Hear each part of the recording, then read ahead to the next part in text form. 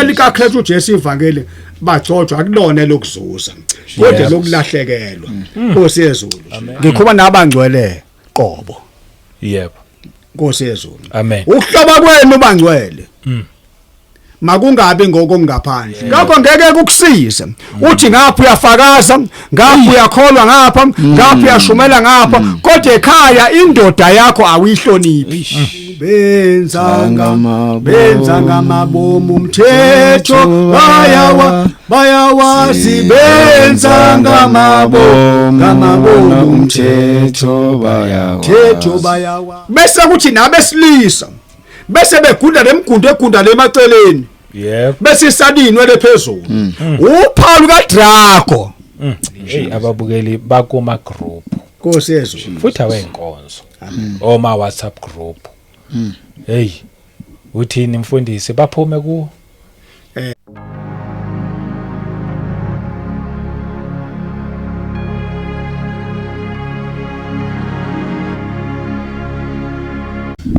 Welcome once again kwikota to media igama lami ngumduduzi ngwakashabangu asibingelele abangcwele kuyizindawo zonke la kufinyelela khona le message yekota to media sanibingelela abazalwane siqale kodwa ngokubingelela uMongcwele kubalekile nje ukuthi siqale ngaye sibonge ubukhona bukaNkulunkulu empilweni zethu kuyena osigayidayo kukho konke ngegama lenkosi uJesu Kristu siyabonga nje sisaphila sihlangana ngeindaba ezimnandi sinibingeleleke bazalwane nonke nje siyabonga lokho nibuya nibukela lama message nincoma lo msebenzi nami okungesiwona owami kwasakusuwa nje wami lo msebenzi mina ukube ngangihamba ngeindlela zami nokufiswa yimi ngabe ngenza okunye okuseceleni kunalokho but ke sayibonga inkosi yasidirector yasibuyisa ukuthi sibe la emgqinwayo siyabonga ngokuthi niya comment na like niya subscribe siyabonga na kuma channel partners siyabonga yonke inhlobo ye support eniyenzayo bazalwane kuningi nemikhuleko baba khona nabade beqhamuka emaceleni nje ngeminikelo nonke bazalwane siyanibonga inkosi ayinigcine inibusise ngakho konke namhlanje angikho ngedwa nginabafundisi lokhu nje sinabo nje iyeza nje le message from ngale sasikhathi le la kuphathi uzothi part 1 walonyaka but akhona ama parts adlulileyo angonyaka ophelileyo hayi nizwile nje nani ukuthi impela kudlalwa inkosi yasilungisa iyasibuyisa but asibabingelele umpostoli uNgubane kanjalo nomongameli uDlamini amen sanibingelela namhlanje amen yebo Jesus Jesu Kristu inkosi ke sibingelele nababukeli Jesus Lord yebo siyanibingelela ababukeli nabalaleli emakhaya amen emajukujukwini endaweni zonke emagumbini amanye omhlaba sinibingelela ngegama lika Jesu Kristu amen waseNazaretha siyabonga kakhulu ukuthi sifike phakathi kwale ndawo soloko sagcinana ngokudlule siyabonga kuyisibusiso ukuthi sizokhuluma indaba zenkosi uJesu sisaphila sakwazi ukunyathela sisakwazi ukwenza izinto esithanda ukuthi sizenze siyakubonga kakhulu lokho ngeke sikhohle ukuthi sikubonge bangcwele bakhona abalifisayo leli thuba yes abanye bayagula basakwazi nje ukuphakamisa isandla abanye abasakwazi ukukhuluma kodwa abalale be right kodwa nje siyambonga kakhulu uNkulunkulu ukuthi usihlengile saphinde sabuya igama ngosiphelele isibongo waDlamini sindisiwe amen egameni lika Jesu Kristu waseNazaretha ngumntwana omusha yebo umthanda kakhulu uJesu Kristu waseNazaretha sikhona izinto ezikhona ezweni kodwa azikwazi ukuthi zisize umuntu even nabangani Nkosi Yesu sahlukana nabangani so ikona lokho kusigcinile kwasilonda even nasemasontweni asinabangani noma sikhonza sisendisiwe kodwa nje asinabangani akekho umuntu mengithi ngiyenkonzweni ngiqale ngimfone ngireport again ukuthi uzwa kanjani ilanga linjani namhlanje kuyanetha kodwa uJesu Kristu waseNazaretha wayisiza kakhulu impilo yami ukuthi nje ngiya enkonzweni ngenze lokho ekufanele ngikwenze noma lokho kuthiwa ngikwenze ngaphandle nje kwabangani so abangwana abakwazi ukusiza impilo yomuntu. Doesn't matter ukuthi noma kuthiwa uyakholwa kodwa nje indaba zabangani, indaba zamagroup, indaba zento eziningi nje bangcwele. Kodwa into esifundiswe yona sifundiswe izwi ukuthi sigxile ezweni nasekumazini nje uJesu Kristu waseNazaretha siyihluphe ngezwi. Ingako uthola ukuthi asinazo ngisho isizungu noma kuthiwa sikuphi nje bangcwele. Umuntu oKristu bangcwele kusuke kuphelele bangcwele. Doesn't matter ukuthi mhlawumbe unemali noma kanjani noma unayo, kodwa nje uma ukuKristu bangcwele wesidalwa esisha. Uma ukuKristu unamandla ukuthi ukwazi ukuqhubeka kule ndlela nje. Nginibingelela ngalo mazwi babukeli bethu esibathandayo, abala ekhaya, abasherayo, abakhomentayo, abafonayo, ababuza imibuzo ekhulisa bona iphinde ikhulise nathi. Siyakubonga kakhulu lokho. Babukeli niqhubeke njalo ningapheli amandla. Siyabonga. Amen. Siyabonga kakhulu egameni lenkosi Kristu Jesu. Amen. Inkosi yamakhosi, ingonyama kaJuda, impande kaDavide. Siyambonga ophilayo. Ngiyabingelela kakhulu. Ngibingelela bonke abalaleli endaweni zonke nababukeli bonke abangcwele egameni lenkosi Kristu Jesu. Lo bingelelayo ubaba ungubane nje omntwana kaNkulunkulu osindisiwe okwaba kuhle enkosini ukuthi naye umusa wenkosi kwathi noma ayekade engasindisiwe ezalwe endaweni eminyama lapho kwakuyisigayigayika nasobumnyama ngokomuntu nangokwami nangeyami ingqondo ngangeke ngicabanga ukuthi ngela ngingasindiswa kodwa umusa wenkosi ngothando lwakhe nami impilo wayihawukela. Namhlanje ngikubaba osindisiwe akunamahloni ukusho ukuthi ngingumntwana kaNkulunkulu egameni lenkosi Kristu Jesu. Amen. Nkosi yezulu. Amen. Siyabonga kakhulu. Hleli nabazalwane basindisiwe abashumayela kuphela basindisiwe nami futhi ngokunjalo basindisiwe. Jesu Kristu inkosi. Siyanibonga nje bazalwane, nisazobukela nama advert ayasiza futhi nawo. Swabukele nje wonke nje bazalwane, siyabonga. Jesus. Angeke samosha isikhathi. Amen. Asingene nje endabeni yanamhlanje. Jesus. Siyambonga ophilayo kuze bephakade. Amen. Egameni lenkosi Kristu Jesu. Amen. Sisaqala njena uyazi ubaba uShabango mesabeka kanti ngale ndlela egcilela ukusindiswa. Ukuthi angiyixoxe kafishane. Ngikhumbula ukuthi uKristu Jesu uma ezozalwa uNkulunkulu ukhuluma kumaka Jesu uqobo from Matthew kusahluko 1 uverse 21 uthi uzozala indodana uyiqambe igama lothi uJesu ngoba uyena oyosindisa abantu bakhe ezonweni zabo egameni lenkosi Kristu Jesu. Engezwe kungithinta yilokho uthe uJesu ke sezelwe wazalwa kwafika isikhathi lapho eqala khona ukwenza umsebenzi awuthona ubaba uJehova emhlabeni. Kuthe ekugcineni wakwenza konke uthe engakafiki nasekugcineni ehamba nabafundi bakhe ayesebafundisile wazwa abaqamba ukuthi abapostoli wafika lapho ebathuma khona ukuthi baye koshumela leli ivangeli lombuso wezulu. Nasekugcineni futhi emva kokuvuka uthi uKristu Jesu hambani ezizweni zonke lishumele kukho konke okudaliweyo egameni lenkosi Kristu Jesu. Wasithi sindisiwe nje singabantu bakaNkulunkulu singamaKristu egameni lenkosi Kristu Jesu. Kusho ukuthi ngempela mobheka ngokwezi lenkosi ngokweBhayibheli leli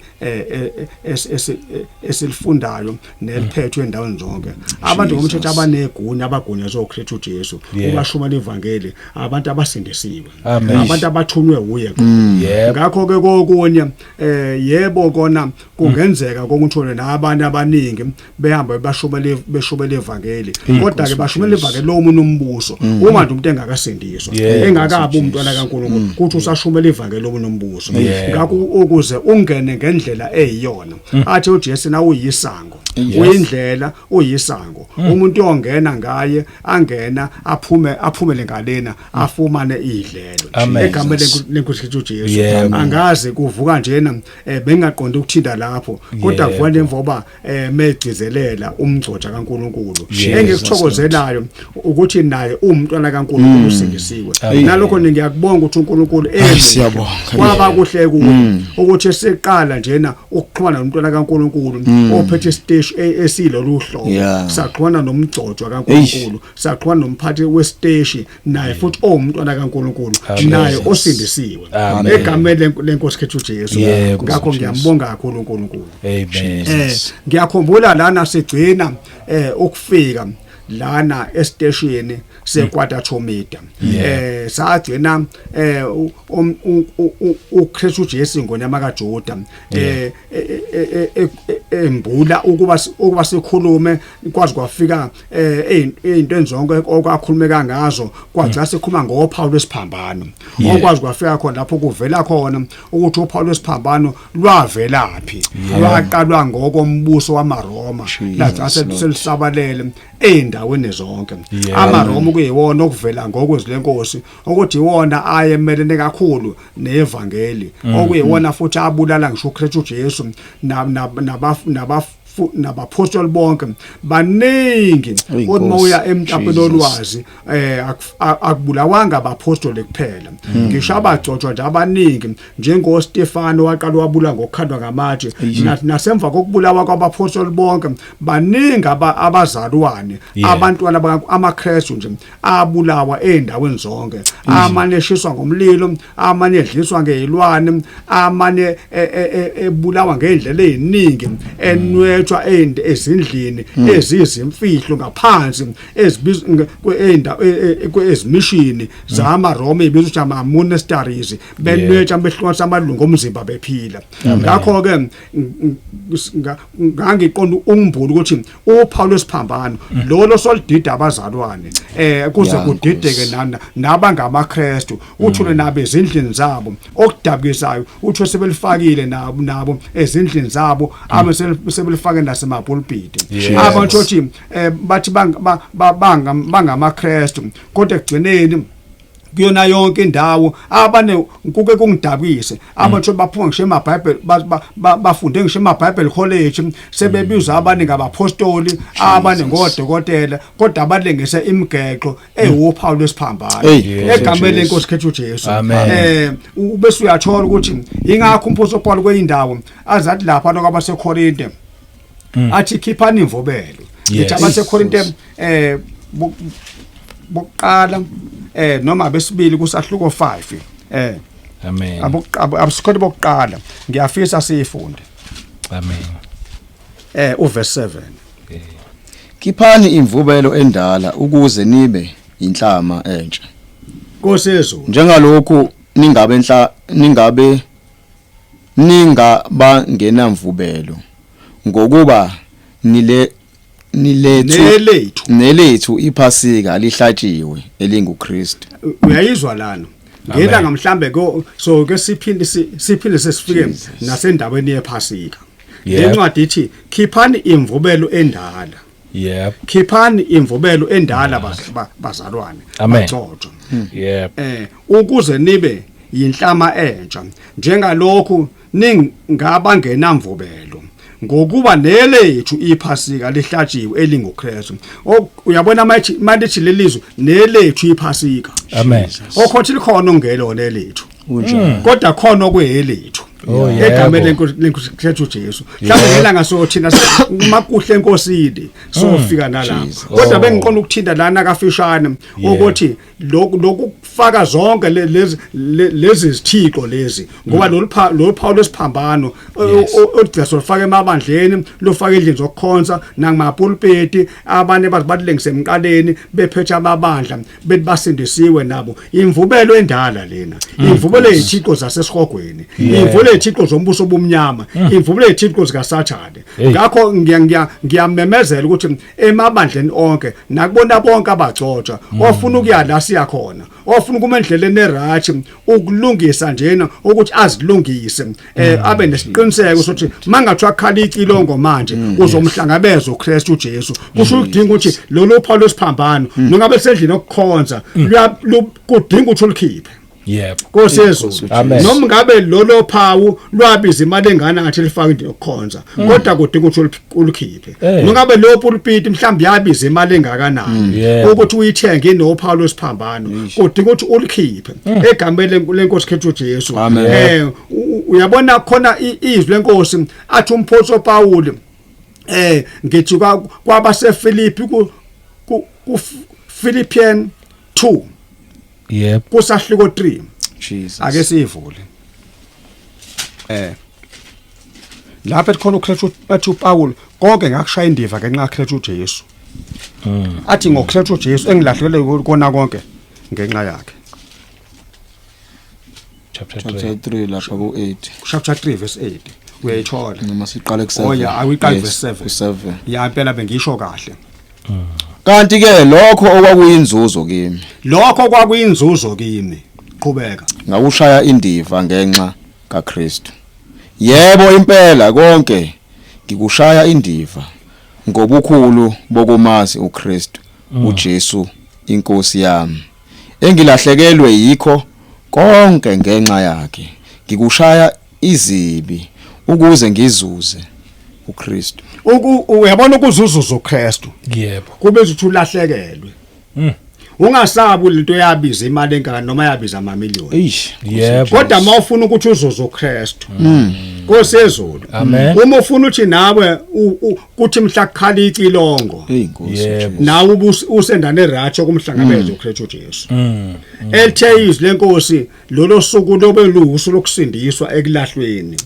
uma uchaza kuMateyu usahluko 24 uverse 13 ithi yokhuthazela ukuze besekupheleni uyena osindiswa ngakho ubiza ukuthi noma athiwa leso siphambano ingakho into mathiwa leso siphambano esendlini okukhonza sabiza imali engakanani noma ngathiwa leso siphambano esuka ipulpiti sabiza imali engakanani ukuzuzuza uKristu ukuthi usikhiphe usilahle makubithi leyo pulpiti uyicande uqale phansi ofuna ipulpiti engenaso isiphambano uma kuukuthi noma ngabe leyo necklace yakho yabiza imali engakanani kubiza ukuthi nayo uyikhumule uyilahle uyishise konke kudinga ukushaya indiva ukuzuzuza uKristu amen Nkosi yezulu ukushaya izibi ingakho umphoso Paul ethi la kanti ke lokho kwakuyinzuzo kimi ngakushaya indiva ngenxa kaKristu yebo kubonala kuyinzuzo phela ngokuthi ukubukeka kahle nase pulpit mhlambe kuyahlobisa mhlambe ipulpit ebona lekhazimula izihlobise ngalesiphambano kodwa kudinga uyishaya indiva athi yebo impela konke ngikushaya indiva ngobukhulu bokumazi uKristu Jesu inkosi yami engilahlelwe yikho konke ngenxa yakhe ngikushaya izibi ukuze ngizuze uKristu elika Kristu Jesu ivangeli bagcojwa akulona lokuzuza kodwa lokulahlekelwa Nkosi yezulu alifane namavangeli Nkosi yezulu libiza ukuthi uyinike ukuthi ukhetha ukulahlekelwa hayi ukuzuza ingakho ukuthetha uJesu kwendawo azathi kuyomsizana umuntu ukuthi azuzizwe lonke bese lahle ukuphila kwakhe na Nkosi yezulu ngakho kusukela soloke kube kuhle enkosini ukuthi sihlanganeni ngenqomusa kaNkuluNkulu ukuthi kuchazeke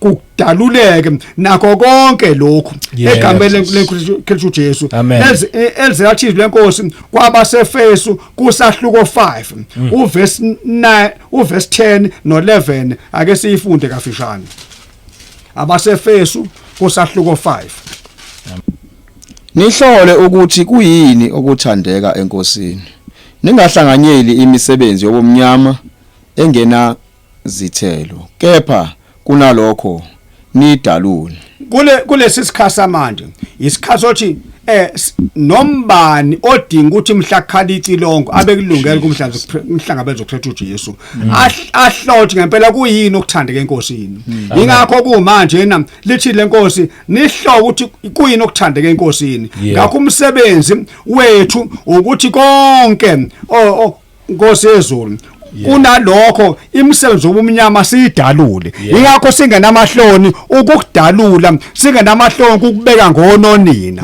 ukuthi lokhu nalokhu sikhombe impela ngononina makudinga ukuthi kubizwe ngegama ukuyidalula into ukuyiveza obala ukuze abangcwele angasho umuntu uthi mina ngizwanga egama nalokho kusewumusa kusewuthando uKristu uJesu asithanda ngalo ukuthi kungasali noyedwa ngoba uKristu uJesu nangokababa uJehova owasidala akathanda ukubabhubhe noyedwa kodwa uthanda abantu bonke basindiswe bafinyelele kulazini iqiniso ngakho uma sesikuzwile konke lokhu sokubiza ukuthi silifeze izwi lenkosi elithi singahlanganeli nabo makubiza ukuthi mhlambe ibandla lonke obukhonza kulo ungabantu lingakanani lincane kanganani likhulu kanganani noma lidala kanganani makubiza ukuphuma kubiza uphuphe ngiyafisa sifunde lapha ezwini lenkosi incwadi abasekhonde besibili kusahluko 6 amen uverse 17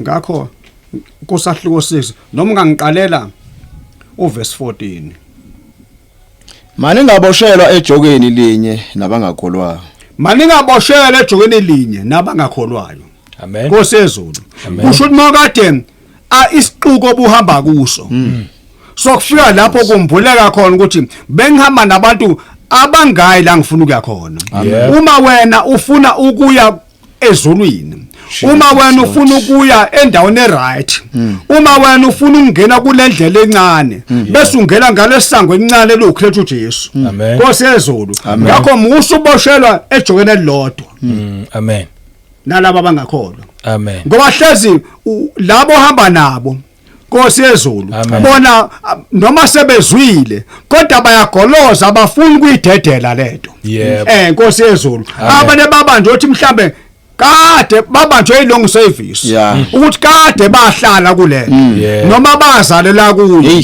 noma bangena mhlambe kulento abangena kuyo bengena babedonswa obaba mkhulu babo okhulu babo abazali babo baba nomama kade baba kuyona bakhulela kuyona kodwa mase futhi amehla ayavuleka amen Nkosi yezulu so bese wena ukhetha ukuthi kube kwethu ukhetha ukuphila yini noma ukhetha ukufa nabo bonke labantu Nkosi yezulu ingakho kwendawo athi uKristu uJesu othanda ukuzemva kwami makazidele angilandele yebo Nkosi yezulu amen athatha isiphamelo sakhe angilandele athi kwindawo nithi ngizoletha ukuthula kodwa ngizanga koletha ukuthula kodwa ngilethi inkemba ngizohlwanisa ubaba nendodana amen Nkosi yezulu athi ngizohlwanisa umalokazana nomamezana egameni lenkosi Kristu uJesu enika Kristu uJesu ivangeli esibizele kulo Nkosi yezulu ingakho lithi lenkosi mase sifika lathi musuboshele ejokeni elilodwa yebo awuphinde ufunde mongameli ningaboshelwa ejokeni linye nabangakholwayo ngokuba kunakuhlanganyela kuni ukulunga nokungalungi na kunakuhlanganyela kuni ukulunga nokungalungi amen Nkosi yezulu amen omunye mhlawumbe uthotha ubandla ukuthi nje umholi webandla uyangithanda kodwa inkinga umholi webandla nako akafuni ukuthatha iqiniso kodwa kuvezela ukukuthanda noma ukugcobile wakunika esikhundla yebo ezweni esidlule kulo uthi umphoso Paul konke ngakushaya indiva yebo ngenxa kaKristu uJesu konke ngakushaya izibi amen Nkosi yezulu amen ukuze ngimzuzu uKristu amen ngoKristu uJesu engilahlekelwe konke ngenxa yakhe neposition idinga ukuthi makudinge kulahlekele ungabandi uthi wagqoka ukholo lwabo umfundisi noma umongameli Nkosi yezulu noma uyibishop noma uyiarchbishop noma udokotela kuyokusiza ngani lobo leso sikhundla sakho sibe uphetho lokushisa esigogweni yebo Nkosi yezulu Kube ukulahlekela usulizwile iqiniso ungabanjwa eposition Nkosi yezulu ungabanjwa ilong service ungabanjwa amajazi onawo ungabanjwa itifiketi onazo kusize ngalutho leyo ngeke konke lokho kokusiza ngoba ngamhla khalithi longo yebo ngeke siluke na jazi sezolweni Nkosi uJesu ngeke siluke na certificate ngeke siluke na khololo Nkosi yezulu akukho phela Nkosi yezulu esoma sifike lapha kuyobolela khona labo khosi bagqokayo bayaguga bayabola lamashethi esiwagqoka ayaguga yabola lamajazi esiwagqoka ayaguga yabola le defend esiphatha amaphepha lawo awukho dustbin ngaleni Nkosi yezulu ngakho musubanjwa into ephelayo musubanjwa into esikhashana amen Nkosi yezulu amen qhubeka bongameli Kunabudlelwane buni ukukhanya nobumnyama na Nkosi yezulu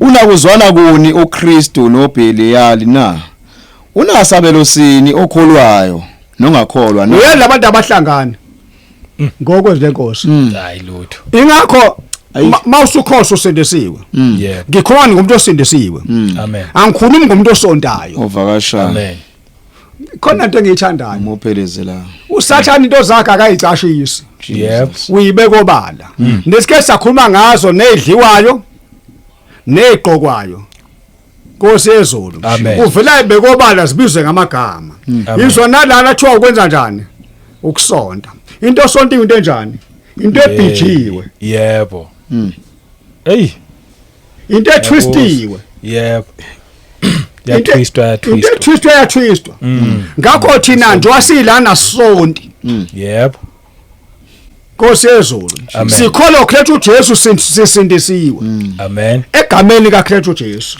hayi kwelinye igama Nkosi yezulu ngoba uyena kuphela uKristu uJesu owanqoba ukufa yebo wanqoba ithuna wavuka ethuneni lasala ithuna lakhe lingenalo ngisho ithambo Jesus bonke abantu abakhonzwayo amethune nabo amathambo akhona abolile Nkosi yezulu ngoba bavukanga amen Nkosi yezulu ngakho usisindiswe kulokho Kristu Jesu owavuka waphindwa wabonakala noma namhlanje ngaye lapha ethune ndaphala la khona awekho amathambo akhe amen kunjalo uma ngithi ingubo zale emhlabeni ziyosala netifele ziyosala nabagijima bafika ethuneni lika Jesu bafika bayifika ingubo yebo Nkosi yezulu amen nabesongwe ngazo ngowe ngeke planyuke nazo yebo Nkosi yezulu amen qhubeka mongameli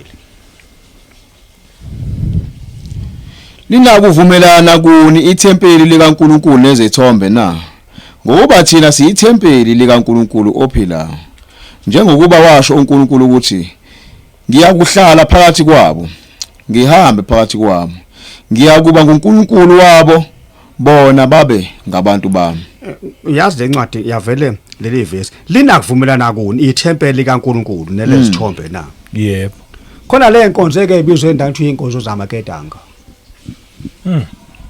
kuthi ayisisheni nje so mama bakalwesine hey siyathandaza nje yebo Nkosi yezulu uyezwa ngokaKristu Jesu yebo osindisiwe akadingeki lapho ngoba kuleza inkonzo zolwesini le inkonzo lezo kuthiwa ezomphakathi ezesigodi bahlanu mama bayakhuleka ukuthi khona osindisiwe kukhona osondayo kunjani Nkosi yezulu lapha loku mixed up khona ophelezela nje nabaphelezelayo nje Jesus uzothola lapha khona owenkonzo esindisiwe oyisayoni khona yiRoma likhona yebo oyinhloko noma inhloko nomthandazo khona Jesus uyisangoma sikhona hey bonke ushembo khona ekugcineni ngelilanga kuzobe kushintshwane ngoba phela lapha kufanele ukuthi manje kungagqami inkonzo yakho kunjalo ufuna ukuthiwa ngikhona ngisindisiwe ngena ngizoke ngiphinde futhi ngifike yebo nami ngilivule izwi ngomunye lwesine lizovulwa isayoni ngizohlala phandle ngithola isayoni singimele ngelanga ngizohlala phandle ngithola ushemba ngimele ngelanga ngihlala phandle ngithobela isayoni iRoma lengimele livule izwi ngale ndlela yalo yes ay Nkosi yezulu. Amen. Ngakho uthi ubaba uJehova uthi nginahlukanisile nina nabo. Yebo. Ukuze nibe ngabami. Yes. Nibe ngabantu bami. Yebo. Ingakho mina njena ngeke ungithole ngihlala kuzo zonke izinto. Jesus. Lezi inkonzo zamaketanga. Lezi inhlangano lezi ezikhona. Nelimit. Yebo. Kudinga mawukhola usindisiwe. Uhamba uqaphela. Amen. Nkosi yezulu. Amen. Uhamba unokuqaphela. Yebo. Nkosi yezulu. Amen. Awungele ngalela sisazobuya sizelana. Engcaka Mateyu kusahluko 24. Amen. Bese ngifuna khona uverse 15. Ngakho ke nxa nibona amanyala encithakalo ashiwo nguDaniel umprofeti endaweni engcwele ofundayo makaqaphele. Ofunda makenze njani? Makaqaphele. Yebo. Ngakho kudinga ukuthi ngishunyatshela. Unyathele ngokuqaphela. Yeah. Amen. Nkosi yezulu. Ungahambi ungena zonke inhlangano nje nawe usindisiwe ufuna ukuzuza uKristu Jesu. Nawe usuphonseke phakathi. Ezinhlangano semafonini. Lawo siwaphathayo. Jesus. Kuyangena sibiza ukuthi ama group. Ungahambi uma ufuna ukuzuza uKristu. Uhamba ungena yona yonke group. Kunjalo. Nkosi yezulu. Mina nje angeni noma yiphi group. Futhi igroup nje angiyisebenzi. Angibaningi abale noma befona babukona awunayo kodwa igroup cha ngeke angene group futhi anginafuni ngeke ngize ngiyenze. Asikho lema group. Angikho egroupini. Amen. Angitholakala egroupini. Ngeke ngitholakale lapho. Inkinga yami ukuthi uNkulunkulu unginike umthwalo wokuthi ivangeli ngilenze izwi njoba linjalo. Amen. Nkosi yezulu nginganezeli ngingasusi lutho futhi. Ngakho ngingena emagroupini. Ngani ngoba uNkulunkulu bekuthi nginyathele ngokuqaphela. Ukuze nabanye mangikhuluma futhi kwabane futhi ngikhuluma ivangeli lokubaxwayisa ngokuqaphela. Amen. Ukuze bambe beqaphela. Amen. Ngakho wonke lama group mhlawumbe noma ngabe kade ukhona kona noma ngabe yayisungulwa uwena kodwa manje le group lena okholwayo osindisiwe osontayo ukhona phakathi. Yebo. Nkosi yezulu. Lama group mawusuwalandela awasizi umuntu. Jesus. Kudina khanjwa nje. Nkosi yezulu. Ayafana nale nkonzo zolwesine. Okudina khanjwa nje. Nkosi yezulu. Nemkhuleko uthi imkhuleko yemphakathi. Imkhuleko esigodi ayisizi umuntu. Kudina khanjwa nje udina umfundisi womphakathi. Mina ngiyena umfundisi womphakathi. Angiyena umfundisi wesigodi. Angisoze futhi. Njengena ngisho umfundisi womndeni. Amen. Imingcwabo. Nkosi yezulu. Amen. Angena umfundisi nje mhlambe nje sasho nomongameli. Jesus. Umfundisi wakhamba engcwaba nje. Uyahola. Nkosi yezulu. Amen. Ngwanaka umfundisi. Ngiyathanda ke la ngoKristu Jesu. Mhlambe noma sobe sivulele lencwadi. Lapho uKristu Jesu ethi khona ethi omunye Nkosi ngiyathanda ukukulandela. Kodwa ngivumele ngongcwabo baba. Jesus. Uthi uKristu Jesu yeka abafileyo bangcwaba abafileyo babo. Cabanga kushona ubaba wakhe qobo. Hey. Nkosi yezulu. Amen. Kushona ubaba wakhe qobo. Kodwa uthi uKristu Jesu yeka abafile. Yebo. Uyethi uJesu akamvumeli. Noma kushona ubaba wakhe qobo. Yeka abafile bangcwaba abafileyo babo. Amen. Ngakho ngiyena umfundisi wami engcwaba nje. Wambe gijimela imngcwabo. Ngwami ngomfundisi. Hey. Nkosi yezulu. Qedela mongameli. U17 lapha kwabaseKorinte besibili uchapter 6 Lade sifunda khona. uverse 17 Futhi sibuyela khona. Okay. Ngakho ke phumani phakathi kwabo nahlukane nabo isho inkosi ningathinti okungcolileyo khona ngiyakunamukela. Uyezwa khona ubaba uJehova ezokumukela. Yebo. Ubiza uthi uphume. Akusho baba ngobani. Yebo. Akusho isonto noma inkonzo la kukhonza khona baba ngobani. Nkosi uJesu. Kodwa yileli iBhayibheli. Inkosi. Engiliphethe. Yes. nabagcotshwe nginabo lana abaliphethe Yebo. nabalalela abaliphathayo abalifundayo nababukeli nabo bonke abanye nasemabandleni onke bafunda lona iBhayibheli ukuze wamukeleke phuma kulabantu Nkosi yezulu ufunde yokugcina ukuze khona ngiyakunamukela verse 18 ngibe nguyihlo kini nina nibe ngamadodana namadodakazi kimi isho inkosi uSomandla ukuze ngibe uyihlo kini nibe ngamadodana namadodakazi kimi isho inkosi uSomandla ingakho futhi sifunde leli lizwi nje ukuze ungabanjwa inkosi yezulu iposition ungabona kube sobala ukuthi mawufuna ukubona uKristu Jesu lezi insuku ezokugcina ezokuyithintitha ezothi ume endaweni eright ube neshow ukuthi ngiye mangikhalicilo ngomanje ngizomhlambela noKristu Jesu amen uma kukho into oyibonayo ukuthi hayi kusadinga ulungise impela isikhathi sekhona ukuze ungabi njengentombi ezaba nebhadi ezazi kade sithi linda umyeni lapha kuMateyu 25 egcineni kwathi ngesikhathi esilate kwakhathi ziyofuna amafutha Jesus kanti izobe seyibuya sokuvaliwe egameni lenkosi Kristu Jesu Amen. Kukhona lokhu njengoba ngithi nesiphambano singene emabandleni Nkosi yezulu Yes. nalokho esike kwathinteka ukuthi nokugqoka nakho konke nokugunda nokufaka inwele emakhanda ngakho kwathinteka nangamabhizi kaSathane ngakho kudinga ukuthi siqaphele ngisho into ezenziwe emasaluni nothi amasona abiza abona lesemazingeni aphezulu Yep. Nkosi yezulu Amen. leyinwele lezi ezifakwa ngabesifazane kuyadabisa ukuthi uthola zifaka ngisho omama babagcotshe emabandleni Jesus Kunjalo. Nkosi yezulu amen lezi inwele lezi yinwele zika Draco Nkosi yezulu thina esindisiwe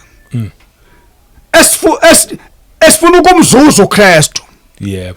esilindele ukuthi mhla uKristu Jesu likhala icingo semhlangabeza ngisho abesifazane kudinga ngisho bazi noma beluka emakhanda baluka nje just for ukubamba inwele abaluki lemluku yokudlisela Amen. Nkosi yezulu ingakho azathi umphoso Petru lapha encwadini kaPetru kusahluko 3 ngiyafisa siyifunde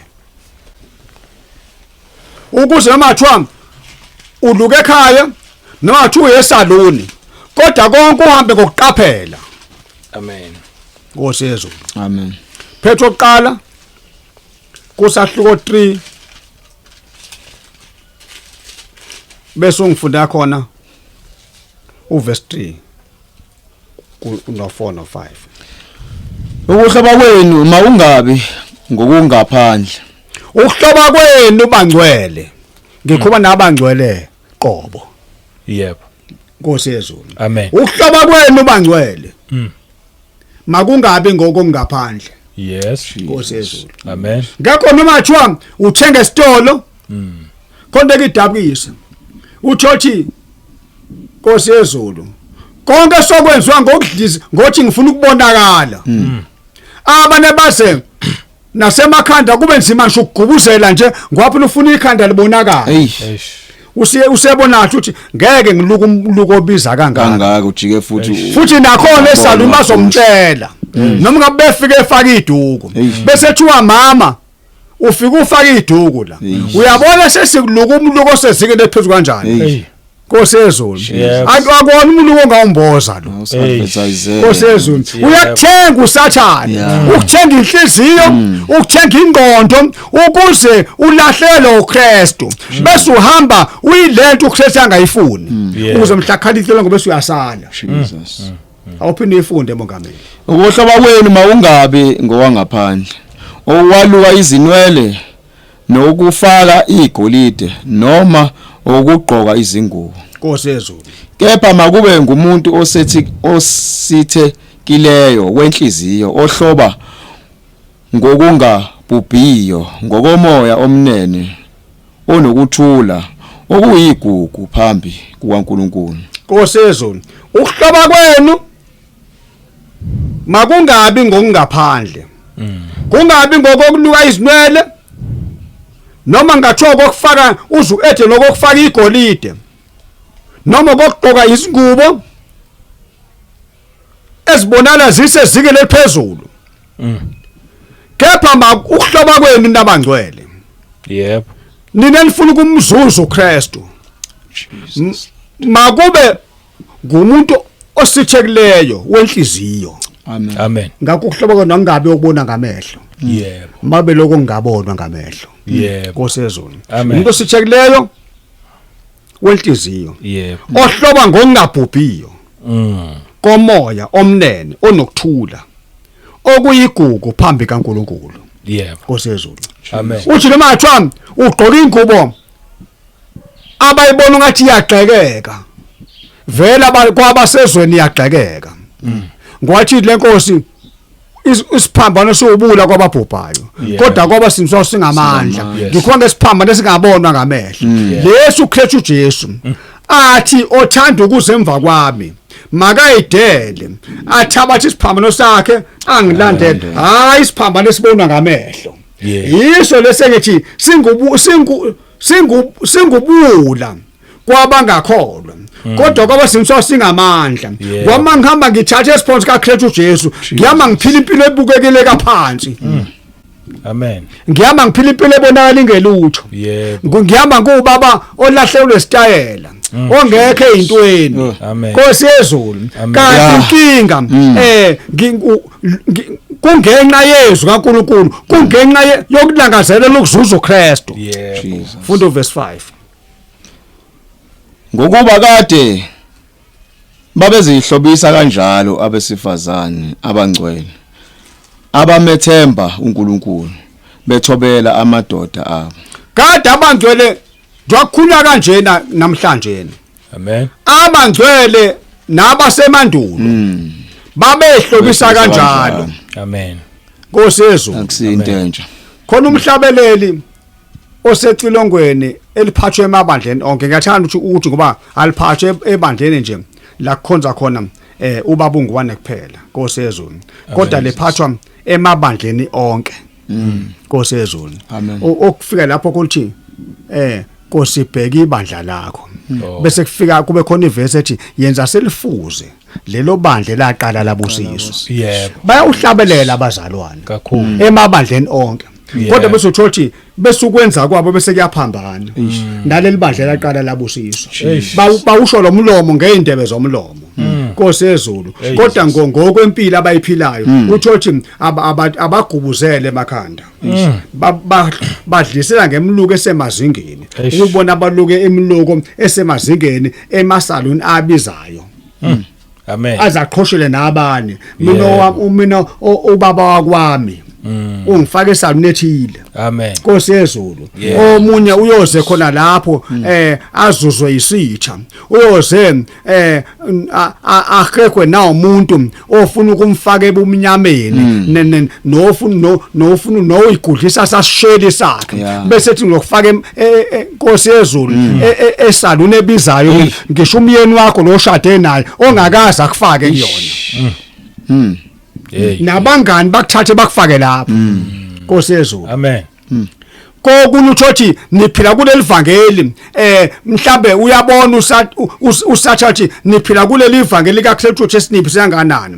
uthi mhlambe siyathi sikuleli vangeli nje ngokwemndeni saba ngabalahlekile amen nasemndenini even wami uqobo ngaba nje umuntu othatha into yokuduka into engafanele into ebukeleka phansi abasabothi mhlawumbe ngelanga ngisangayiyeka Nkosi yezulu bese kuyenzeka noma kuthiwa uvashele ekhaya noma seyihlotsheni Nkosi yezulu bese bahlabe egxeka ivangeli lakho kodwa ukuze bakuzuze usathana ukuthi bese bekufaka lamasalo nabizayo ukuze bese bethi buka ke umyeni wakho uyakuphuphisa wena amen Nkosi yezulu uyabona siyakucabangela lo moya bayawufaka Yebo. Ukuze kugcineni usathane bese yakuzuza. Yebo. Nkosi yezulu. Amen. Yakho tshele Nkosi phumani phakathi kwabo ningahlangani nabo khona ngiyonamukela. Kwamazo uhlala nabo bazobe behaqa ngomoya wabo. Kancane. Amen. Nkosi yezulu. Amen. Angifunde laphana kuTimotheyu wokuqala kusahluko 2 uverse 9 no 10. Ngokunjalo nabasifazane mabagqoke izingubo ezifaneleyo. Ugqoka ingubo efanele ukuthi ngumntwana kaNkulunkulu. Yebo. Nkosi yezulu. Amen. Athi umuntu uyakubona. Akubona ngalo ke azabuze. Uyakholwa kodwa. Nawe uyakholwa. Yebo. Kufanele ukuthi uhambe nemgwaqweni nomsendleleni. Angadideki umuntu. Nkosi yezulu. Amen. Uyazi uma ungabe nangu ngihamba nanje ufakazi. Sake sathi sihamba ngenanga emgwaqweni nje. Siza abantu abangasazi edrobheni. Awusanibonani befundisa. Asisho ukuthi sange befundisa. Yebo. Kodwa yini enza ukuthi bathi ngabefundisa? Abahlezi. Babona indlela esigqoke ngayo. Yebo. Ngani ngoba umuntu uyayisholo. Yebo. Yebo. Uyisholo, uyisholo ngingashongo mina. Jesus. Amen. Nkosi yezulu. Ngoba ukuthi ngumfundisi akufanele kuze boya sengizisho mina. Yebo. If ngisuka khona. Le Adams. Yebo. Nakhona angise nginengimuza ukuthi ngiyakholwa noma ngisindisiwe. Yebo. Ngiyazini ngumfundisi. Yebo. Endaweni zonke la ngihamba khona. Endani zonke la sengafika ngakhona. Yebo. Nkosi yezulu. Amen. Ngiyaziwa. Ngike ngithi ngingashongo. Ngimuntu esetha umfundisi. Amen. Nkosi yezulu. Yes. Ngoba kufanele ube incwadi ebhaliwe. Yes. Nkosi yezulu. Ungafani nabangakholwa. Amen. Ungafani nabesikhoko. Yebo. Nkosi yezulu. Amen. Noma be njengoba abesifazana abaqondi ngoba efanele nathi bobaba. Abangathi abezwe bagqoka izitayela amabhluku acijwe phansi. Nawe kodwa uthi usindisiwe ufake sositayela esicijwe phansi. Jesus. Amen. Yebo. Wonke amabhluku ezitayela. Wonke amabhluku anamagama ezwe utholakala khona. Kwana kuphela nofuna ukudla indwangu. Eish. Nkosi yezulu. Amen. Awusaqondakani noma usindisiwe? Umshumayeli umfundisini noma utsotsi nje. Nkosi yezulu. Amen. Mangaqhama amaphoyisa esesha otsotsi efuna insangu nawe azokusesha. Ngwaphela nephoyisa likubona uyafana nabo. Eish. Nkosi yezulu. Amen. Kodwa mawugqoke ngendlela ekhombisayo. Ngisho iphoyisa lahlonipha. Yebo. Nkosi yezulu. Amen. Ngoba iyona eshoyo ukuthi unjani wena. Jesus. Nkosi yezulu. Amen. Indlela ogqoke ngayo. Yeah. Awuphinde ifunde futhi leverse mongameli. Ngethani suka yathinteka ngale nale besifunda khona siqonde ngokokuluka amakhanda siqonde ngokuqwesa abangcwele ukuthi noma ngathiwa bayaluka noma kuthiwa baluka emakhaya noma kuthiwa baluka emasaluni kodwa kwasekathinteka nokugqoka awuphinde ufunde futhi uverse 9. Kunjalo nabesifazane mabagqoke izingubo ezifaneleyo. Bazihlobise ngokuhlonipha nokuqonda. Bayihlonipha ngani bazalwane? Ngokuhlonipha nokuqonda. Nkosi yezulu. Amen. Kungabi ngezinwele ezalukiweyo nangegolide nangamapharela nangazembatho ezinemali eningi. Uyezwa ifaka zanse lebe sikhuluma ngayo encwadi kaPetru verse 10 besuyama. Kepha njengokufanele abesifazane abashoyo ukuthi besaba uNkulunkulu mabahlobe ngemisebenzi emihle. Njengabesifazana abashoyo bayasho impela ngomlomo ukuba umsaba uNkulunkulu abafakazela ukuhloba ngemisebenzi emihle. Amen. Angabe ukhuluma ngomlomo kuphela ngokufaza ngomlomo ukuthi uyafakaza ukuthi uyakholwa usindisiwe ngaphakathi. Mhlambe yebo usuhamba impela uzohamba ufakaza nasendleleni. Nasenkonzweni uyafakaza. Mhlambe nasenkonzweni ukuthi ngisho ithuba ukuthi khonzisa ngezwi. Amen. Uyasho ukuthi usindisiwe uzobashumeza impela nabantu omama. Kodwa nansi inkinga ingasali ngemuva imisebenzi. Kahle kahle imisebenzi abe yona ehamba phambili. Amen. Yebo. Ngoba lemisebenzi leyohloba ngayo iyona ezokufaka ezokwenza uzuzu Kristu. Yebo. Ukukhuluma ngeke kwenza uzuzu Kristu uma imsebenzisele ngemuva. Amen. Ngakho hloba ngokuhlonipha. Yes. Lizathi ngale kuPetru lathi nabasendula besifazana babehloba kanjalo behlonipha amadoda abo. Jesus. Nkosezulu. Ngakho ngeke kukusize. Uthi ngapha uyafakaza, ngapha uyakholwa ngapha, ngapha uyashumela ngapha, kodwa ekhaya indoda yakho awihloniphi. Amen. Bephenduka abantu kube isimanga. Yebo uyashumela baphenduka abantu, kodwa uyahlonipha nekhaya. Uhlobile ngokuhlonipha. Uhlobile ngokuyithoba indoda yakho, uhlobile ngokuyiguqela. Amen. Yebo. Siyabonga. Nkosi yezulu. Amen. Ake sibuyele kuyona kaPetru esike sakhuluma ngayo. Osu Jesu. Yebo. Ingakho ngithi mina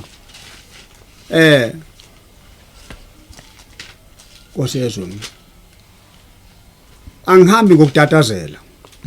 Ngamawala nangokugijima. Jesus. Makubethu sime endimeni kuze kusukele kusengize kushonelanga. Jesus. Funa sihambe ngokulalela umoya. Ngokuhola uKristu. Jesus. Awuqhubeke yona lesike sifundile sathi ku verse 5. Ungifuna verse 6. Lithe babe bethobela amadoda abo la ku verse 5. Funa babe kuhloba njalo abasendulo. Verse 6. uPetro oqala chapter 3 sesilapha ku verse 6. Amen. Njengalokhu uSara wamlalela uAbrahama embiza ngokuthi inkosi. Eningabantwana bakhe uma nenza okuhle ningesatshiswa nokukodwa okwesabisayo. Angithi lithi nina bomama eningabantwana bakhe uSara. Jesus Lord. Lo wayekade ehlonipha uAbrahama indoda yakhe. Amen. Azangadinga uyibiza uthi ubaba wakwakhe ibiza inkosi yakhe. Amen. Kanjalo nomama bamanje abafuna ukuzuza uKristu kufuna abathi amadoda abo le ndoda oshade nayo iyona eyinkosi yakho. Amen. Nkosi yezulu. Angithi ubaba uJehova kusole emandulo wathi zonke sizobusiza kubani kuAbraham. Waphila uKristu uJesu wakufakazela lokho ngamhle khuma nesicebi noLazaro. Elithizwe lenkosi uLazaro wabonala eduduzwa esifumeni sikaAbrahama. Naki sithe simemeza sithi baba Abrahama thumela uLazaro acophoze ngomuno nje iconsi lamanzi ukuze angipholise wangiyasha kule ndawo. Nkosi yezulu. Into enzaka abesifazane bese kuthiwa bona uma wabo uSara. Yebo. Ngoba ubaba wethu phela uAbrahama lithi njengoba uSara wenza kanjalo embiza uAbrahama ngothi inkosi kanjalo nabesifazane balezi insuku abafuna ukuzuza uKristu mabathobele kanjalo amadoda abo benze ngokufuza uSara. Jesus. Amen. Ukuthi uyibiza indoda yakhe ukuthi inkosi. Amen. Nkosi yezulu. Jesus. Nkosi yezulu. Amen. Lana sethinta lokhu kokugqoka uzothina ukuhlobisa njena. Kade kakhulu khona esike sakuthinta lokhu kokuluka inwele nalezi inwele ezithengwayo. Yes. Nkosi yezulu. Amen. Bazi abantu babe busy phela bayithenga bayibiza ngamagama. Yebo impela. Nkosi yezulu. Amen. Ziyafakelwa. Ezibona sezigqoko. Yebo. Nkosi yezulu. Amen. Ziyathengwa impela. Kakhulu. Khona indawo engeke ngayibona lana sizaneno kade ngibona namhlanje. Nangegebedlule futhi sidini kuzalana ngayibona. Yebo. Ebizwa ukuthi iDragon City. Hey. Ngatshothi kuthi iDragon City. Nkosi yezulu. Amen. Kuthi iDragon City nje konke ngakubona kudesa le inwele zabesifazane ezifakwayo. Athi abothi bakwenza lokhu bayazi. Eish. Yebo. Nkosi yezulu. Ingakho uyazi kukhona ingoma esasicula kudala ngingakasindiswa ngisesezayona. Yebo. Ethi benza ngamabomu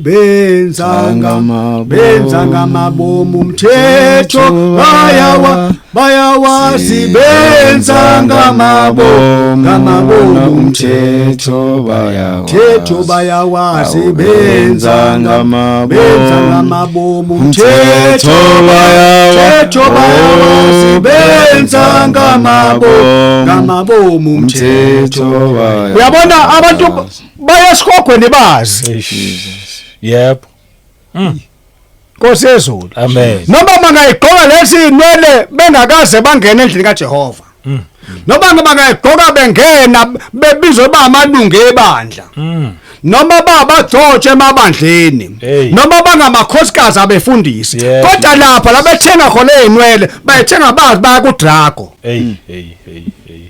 yo inwele zika Draco lezi inwele zesitha inwele zika Sathana ngakho ngenxa lezinwele njobona bayothenga uDraco bayothenga into kaDraco mawucabanga babothi bazoyezulwini hayi bazomzuza uKristu lutho Nkosi yezulu njoba uthenga la inwele zika Sathana uzwa kanti uzomzuza kanjani uKristu umhlakaniti longo Nkosi yezulu amen Nkosi yezulu amen ngenkathi kudala futhi ngingakasindiswa ngane ngayibona le nyoka ekuthwasa ngayizangoma Nkosi yezulu enekhanda lehashi amen inomhlwenga lekhanda Jesus Nkosi yezulu amen ngakho lezi inwele lezi ezalo mhlwenga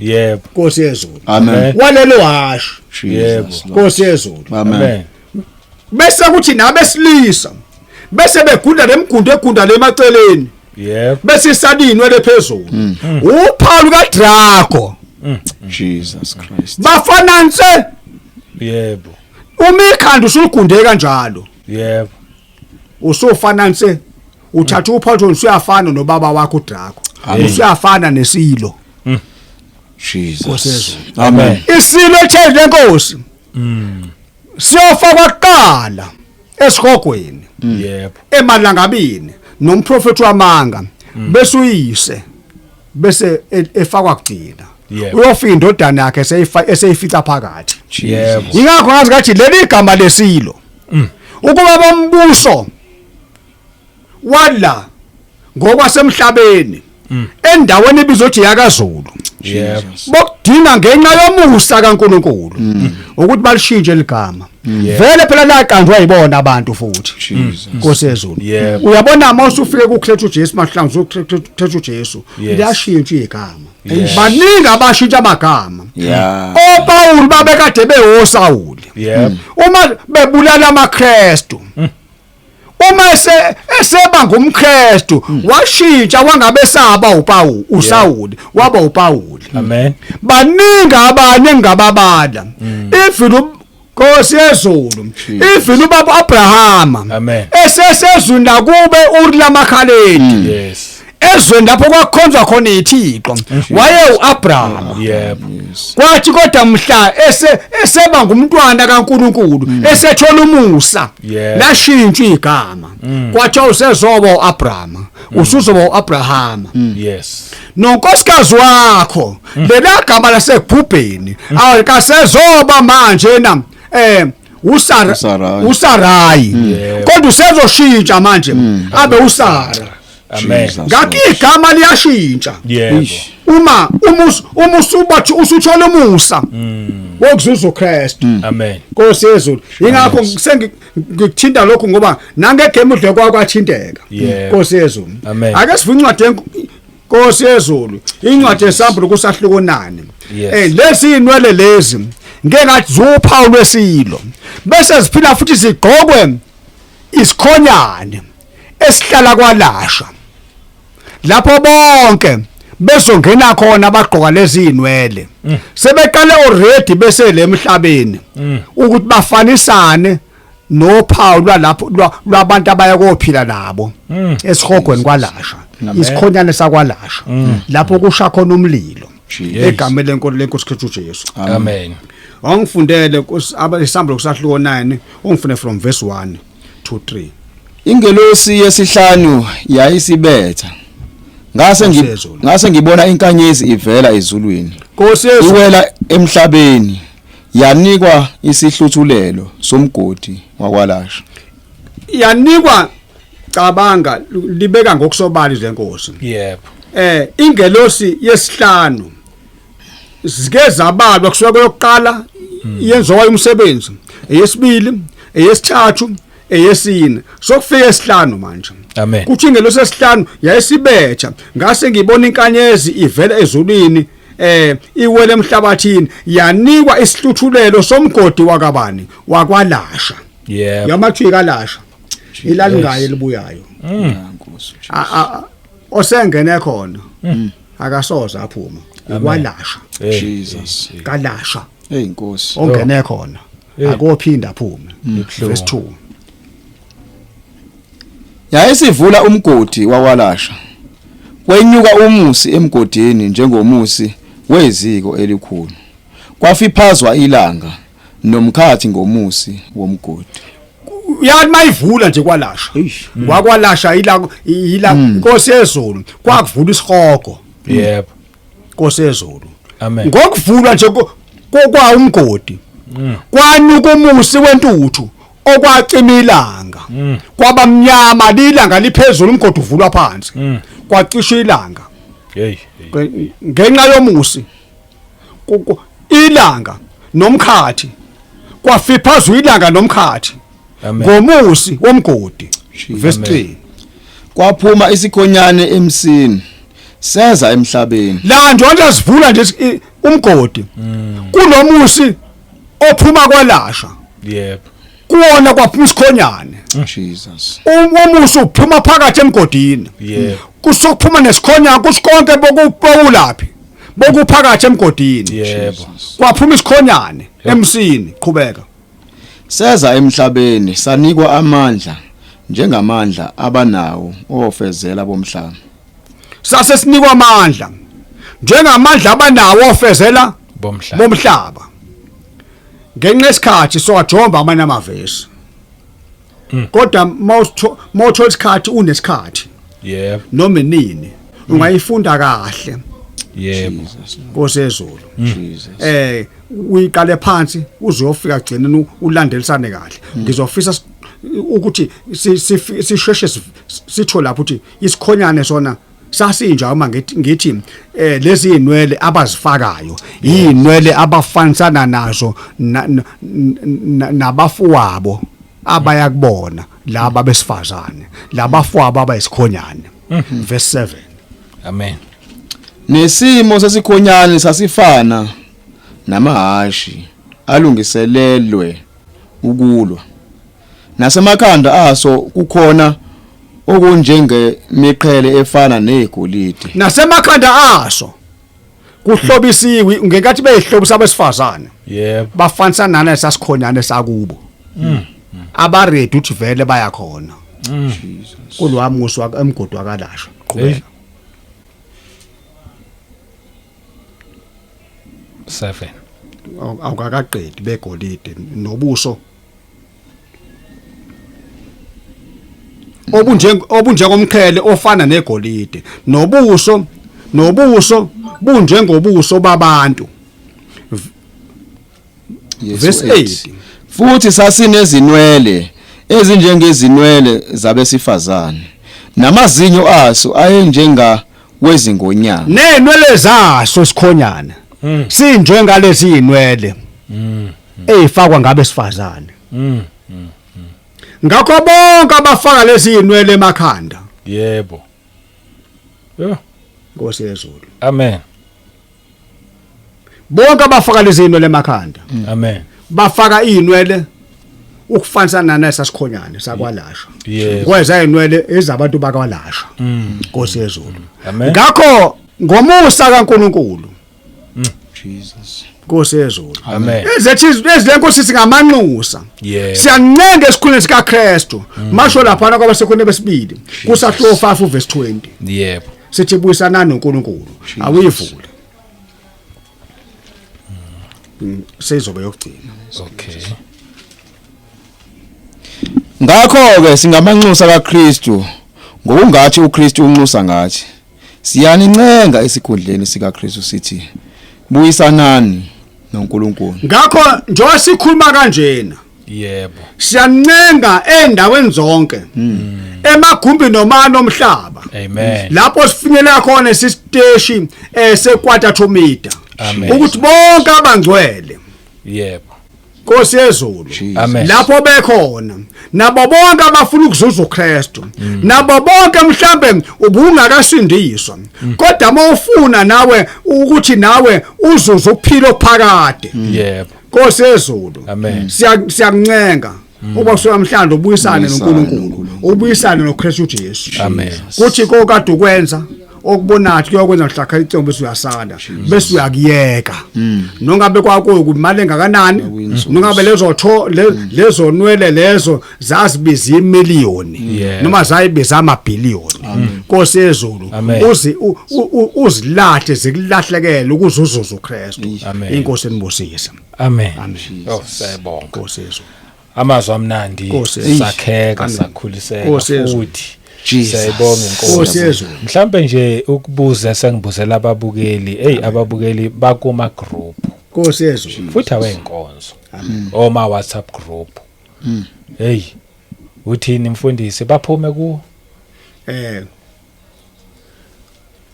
ake sivule izwi lenkosi laphana yebo uMateyu kusahluko 24 uvesi 15 Ngakho ke nxa nibona amanyala encithakalo ashiwo nguDaniel umprofeti endaweni engcwele ofunda makaqaphele ofunda manje njani makaqaphele yebo kusho ukuthi kubiza ukuthi ube nako ukuqaphela Nkosi yezulu amen ukuthi kuleyo WhatsApp group okuyona yebo number 1 ngingasho ukuthi ubani oyiqalile number 2 uhamba nobani yebo Nkosi yezulu mas futhi ukuthi uhamba nobani mathi uhamba nobani kuleyo group okay ilokho engakusho yebo bese kuba ikhathi uthatha isinqumo ukuthi kufanele uqhubeke nayo noma uyiyeke ngwangenza ukuthi ngiku WhatsApp group impela na i WhatsApp group ngiwabonile ama WhatsApp group nami ngeke ngiwabona lefu noma ngingekho kuwona akhona ama WhatsApp group ayiqalula abantu njena abayisontelayo bese uthi nabangcwele baphakathi abantu othi ku WhatsApp group abane baqamba amanga abantu basindise ngonzo ukuthi kuqamba amanga uthi usindisiwe kodwa ivangeli ubungalenzi uthi leyo WhatsApp group owayiqala uneziyo legolide yep oko oro wayiqala owesifazane ufaka lezi inwele lezi urutile ngisho ukurutha kukhona abantu ukuthi ngisho benza le inkonzo yokuthiwa mhlambe ezokuvangela mhlambe zokuhambe bevangela beshumela ivangeli likaKristu Jesu ngamatende bambemisa amatende mabesho bashumela ivangeli likaKristu Jesu uthi kodwa abafakwe lapho uthi bazoba yipika uthi ababheka uthi usababona kwiposter nje bese ubona nje akubona abagcotsha bakaKristu la Jesus yebo akubona ngoba phela ngeke bomgcotsha kaKristu ikhanda usagunde ngapha nangapha Nkosi yezulu amen uthi ngumgcotsha kaKristu ozwa koshumela etendeni yebo ozobiza ukuthi uyispeaker kodwa urojile ufale izinwele ekhanda awuthwele ekhanda ungowesifazane yebo ngakho ngingange lithi kuphela kulo ngamsiza umlaleli nombukeli okay qaphela ngoba ake sithi ndwasibathathu lana ngeke nje seqaleni ngathi kwaba kuhle enkosini ukunoma siqala ukungena ohlelo esigabeni sokuzoveza ivangeli ngalohlobo uthi livele nasemoyeni ngebroadcast kodwa wasixhumanisa nomgcotsha ophethe ibroadcast osindisiwe amen Nkosi yezulu ngakho semqondo omunye yebo Nkosi yezulu ngakho thina siyibandla elilodwa kunjani ngakho kungemcasula uNkulunkulu mama siba yisheni sibe igroup sikhulekisana sithwalisana kokona konke ikupho ngamqaka uKristu Jesu akukho simqondo omude ake sinje lilandwa sikho nje abathathu bakhona ke nabani ngababantu noma ngeke ngisababala manje kodwa sathi semqondo omude kuleli vangeli leqiniso kaKristu Jesu Nkosi uJesu amen Nkosi yezulu ikuphi ongangixaka lapho kodwa ngeke ngibe ku WhatsApp group uthi omunye uyisayoni omunye asonta nje omunye yebo uthi usindisiwe kodwa ekugcineni usindiswe insindiso lena khona umgcotshwa usaba senkosini igama lakhe kwakunguBack Chamber Shoes wezathi hayi khuleka babukwane laba abangasindisiwe abatinditiwe yebo basindisa insindiso yokuthefula akuyona insindiso eqonde ngqo insindiso nje ongeyona insindiso batinditiwe manje na taphela ukuthi labo abanabo basindisiwe yini kulo WhatsApp group yes noma batinditiwe hayi nonguzwile uphendule kahle kakhulu futhi uqaphela nje ngoba ngempela njengobusho uthola ukuthi abanye babakholwa ngokuphelela abanye bayakholwa abanye abekho kodwa uthola ukuthi bashumayela bonke manje uyabona uzoshunyezwa umuntu ongasindisiwe ekugcineni nje wasishumela ivangeli kanje yebo baningi abamela nathi nabo betibasindisiwe Jesus kodwa baphenduke babe izitha zethu baningi abanye yebo abake bangivimbezela endaweni bephethe amabandla asindisiwe babaholi yebo bathi babungwane ngeke sivume uzoshumela la ngoba leli vangeli lakho lixosha abazalwane Jesus abazalwane bayanikela yabo kwenye amaBhayibheli code ngangizoqala ngiyofundisa ngibe uthisha kuyo egcineni ngavinjwa wathiwa ngeke sivume babungwana ufundise olalana ngoba nama kwakwazi ufundisa onalana bazobaleka abafundi kanti lana ibusiness le basho stretch abagcotshwa kusho abantu abasemazika laphezulu ababizwa ngodokotela bathi basindisiwe baphethe amabandla asindisiwe bafune amaBhayibheli code athi asindisiwe kodwa bathi bona abamkwane ngesivumo uzofundisa ngenxa lelivangeli lakho ngoba lana ibusiness ingakho ngithi ekugcineni wena qaphela kuphela ukuthi leyo group okuyona uhamba nabantu abanjani uma uthi niyothandaza emzini abantu mhlambe niyothandaza emakhayeni mhlambe lenze imikhuleko qaphela futhi ukuthi uhamba nobani ngoba masihamba ngokuqaphela noma ngathiwa uyafika ungasindisiwe siyafika isayoni nansi inkinga ngeke ngimnikeze avulizwe yebo awuvula incwadi esambulo kusahluko 2 sesiqeda yebo Nkosezwe verse 19 no 20 Ngiyayazi imisebenzi yakho usuyithola nothando sengitholile nokukholwa nokukhonza nokubekezela kwakho nokuthi imisebenzi yakho yokugcina miningi kuneyokuqala uyezwa lana uyanconywa lomgcotshwa yebo impela hey uthi uKristu Jesu ngiyayazi imisebenzi yakho mgcotshwa yebo umsebenzi sami nothando lwakho ngiyalwazi futhi nokukholwa kwakho ngiyakwazi nokungikhonza kwakho ngiyakwazi nokubekezela kwakho awuvubekezela ngibona ubekezela ngiyakwazi nokuthi imisebenzi yakho yokugcina miningi nokuqala okhomothi ukhulile futhi uye ngokuya ukhula yebo endleleni wayogcina nawe usungase lapho ukuthi udla ukudla undliwa ngobisi usudla ukudla okuqinile verse 20 kepha nginalokhu ngawe ukuthi uvumela owesifazane uJezebeli ozisho ukuthi ungumprofetikazi afundise adukise izinceko zami ukuba zifebe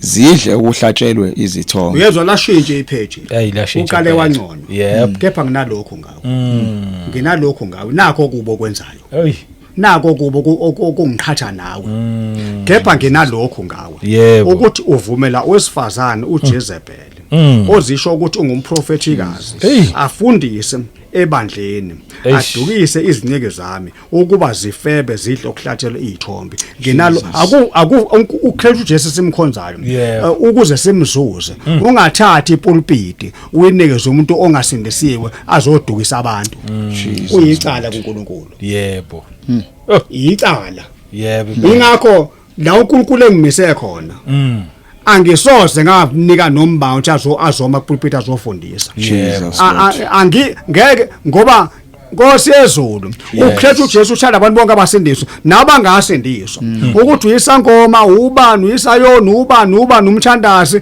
ungeza ngesonto uzolalela kodwa inhloso kusekuthi usazoshumayezwa yebo ngoba kusadinga uphenduke siyamemeza sithi woza yebo kodwa usazoshumayezwa kodwa ngeke noma kuthiwa ufika mhlambe ngikubona ungena umnyango uzo-attenda kanti umfundisi yebo ngokwendawo noma ngokwebandla uphuma kulo umfundisi noma umbishop ngeke ngokunika ipulpit usafuna uhlale phansi ushumayezwa yes ungayiningi nombani ipulpit kuyakuxabanisa noJesu ukunika nombani ipulpit Nkosi yezulu ngakho makuthi thina si-group noma singazibiza ngawuthi siyisheni noma siyini sihamba siyokhuleka ngeke ngifike bha nginike isayoni ngini umuntu ongasindisiwe ngini umuntu ozodukisa abantu nginika umuntu mhlambe ongakazi kuyathwalwa ekhanda ngini umuntu ongakade elizwe legodi akufuneka alikhomule nginika umuntu osagundi ikhanda ngapha nangapha ngithi ashume avule iBhayibheli ashume zabangcwele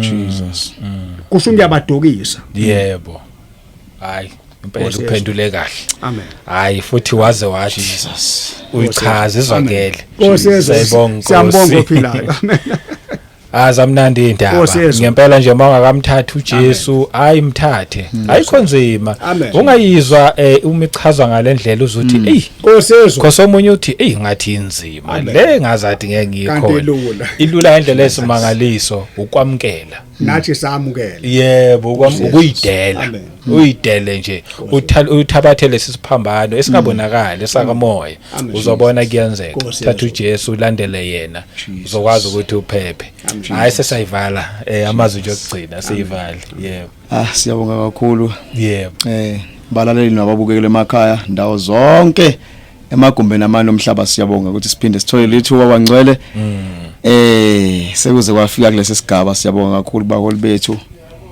siyabonga kwimindeni yabo ukuthi ibavumele ukuthi beze kule ntaba kule ndawo kule pulpit bezochaza indaba ezinhle indaba ezimnandi siyabonga kakhulu yes kuba umpostoli ungubane sibonga kakhulu kumholi wethu ubaba Shabangu siyabonga kakhulu ngeke singabonge ngeke sinyefise bangcwele ngeke sinyaze enisenzela khona sikhona phakathi kwale ndawo so siyabonga kakhulu Musa bangcwele sekukhonyiwe izwi yebo kwakhulunywa kakhulu ngendaba zama group bangcwele hayi ukuthi ngoba mhlawumbe sabantu abaqhenyayo noma kanjani so noma bekuthiwa abantu abakholwayo nayo so kumele ukuthi ibe nemigomo nakhona hayi ukuthi ke manje sekuyofakwa ke nayo nezwi lenkosi kusuke kusenze kusholilanga kodwa kufanele kube khona odwa kahle kahle kufanele sifundise ukuthi kahle kahle izwi lenkosi lihamba kanjani mhlawumbe uma uhleli isifundo kube khona nje lapha nalapha abangcwele ungathi uthi uyavula uthi uyabona ama message ase u500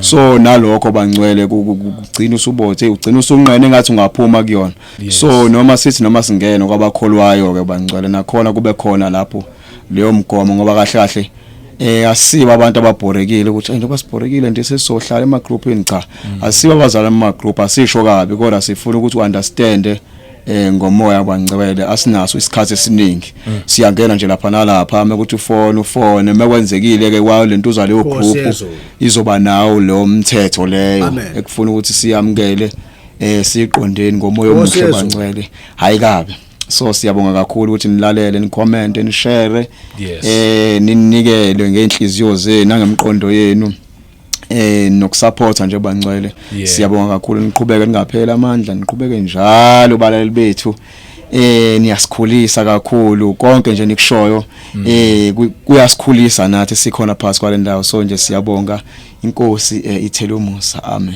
amen siyambonga kakhulu ophilayo egameni lenkosi kethu uJesu siyabonga kakhulu esasho nje umongameli uDlamini iqiniso ngokwama group impela ngeke ngizethi nje kuningi futhi okunye okungenza ngibe nenkinga mina ukungena kuwo wanangena ngendlela ke nje engihlala ngebhizi ngayo nomsebenzi kaNkulunkulu ngeke impela ngikwazi ngizwe nalama lalela uyezwa phatha kuthiwa akufuneki umuntu abe segroupini angazwakale Phawula manje mina ngeke ngikwazi ukwenza lokho ngibhizi kakhulu egameni lenkosi Jesu ngakho siyambonga kakhulu uNkulunkulu kuyavotha futhi ngiphinde ngibonge khona indima ubabushabangu ake wayithinta lapha abangcwele abalaleli nababukeli bekhomenta benza konke benikela benza konke ngakho siyambonga kakhulu uNkulunkulu ngakho konke lokho kukhulu ukuthi uNkulunkulu embula ukuthi banikele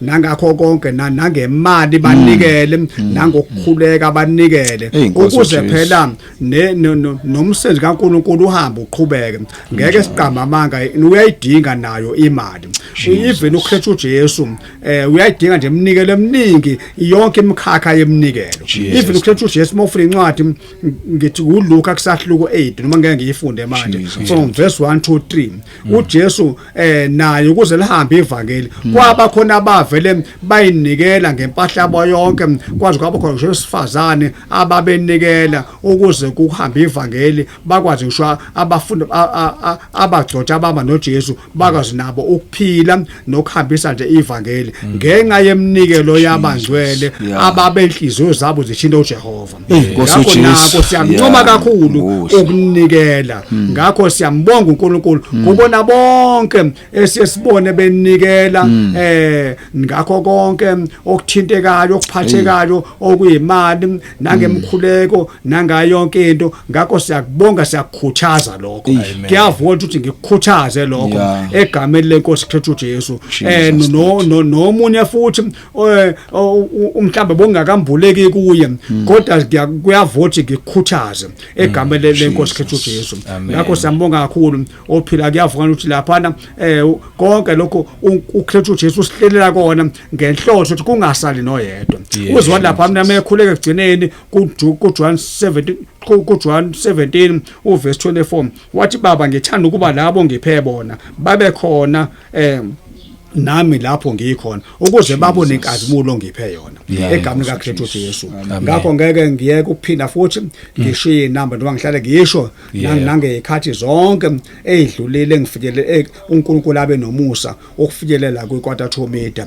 nazi inamba ukuze egcineni kungabi nenkinga ukuthi naye bona labagcotha abathola laphi noma ubabungone singamthola kanjani mhlawumbe khona okuthile ngifuna ukukuzwisisa noma ukukhula phambili ukuthola ulwazi noma mhlambe umbuzo othile nazi inamba eyokuqala u072 151 3470 072 151 3470 eyesibili 061 254 2817 061 254 2817 inamba lezo ongangithola kuzo noma ngasiphi isikhathi isemini isebusuku inoma yinini anginaso nesodwa isikhathi engithi mina ngitholakala ngaso ngoba impilo yami ngayinikela kuKristu Jesu ukuze ekhali icilongo ngingumntwana wakhe njena oyisisebenzi sakhe oyithuluzi lakhe inkosi nibusisa amen siyabonga kakhulu inkosi lokho iqhubeka nje inisebenzisa inibusise kukho konke ilokho iqhubeka inigcwalisa siyabonga kakhulu yebo siphinde sibonge futhi nasemakhaya konke nje umuntu sinithanda ngendlela esimangaliso ngomusa wenkosi uJesu Kristu asiphinde sihlangane kwivideo elandelayo amen siyabonga ophilayo amen.